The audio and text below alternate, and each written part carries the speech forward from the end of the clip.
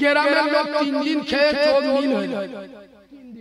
খোদার কসম আমি নবীর মেম্বারে বসে বলছি, খবর নিয়ে দেখবেন এত বড় বাঁদরের বাচ্চা, হারামখোরের বাচ্চা, চিড়িংবাজের বাচ্চা, মুনাফিকের বাচ্চা 3 দিন মসজিদে ইফতার দিচ্ছে।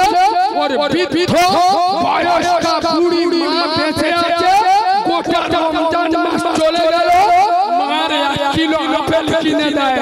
বুড়ো বেঁচে আছে, রমজান মাসে কোনদিন 10 টাকা শসা কিনে হাতে দেয়, মসজিদে 3 দিন ইফতার দিচ্ছে। এরকম চিড়িংবাজের বাচ্চা এই কথা বলে না, ঈদের সময় বললি রেগে যাবে। ওসব দেখেন পেলে বিসমিল্লাহ বলে চালু করতে হাল হারাম দেখবে দরকার নেই। যে মার সাথে কথা বলে না, বাপের ভাত দেয় না, ওর ইফতারি খাবে না। আরে ও যদি গরু কুরবানি দেয়, আপনার কাটা বলি দেওয়া তো সমান, ওর দেওয়া গোশত কোন মুসলমানের খাবার জায়েজ হবে না।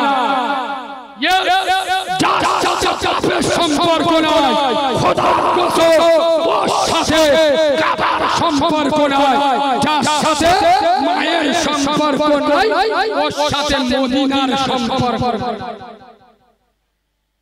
এই ওয়াজ শুনছেন? বাম্মার সাথে কথা বলে না,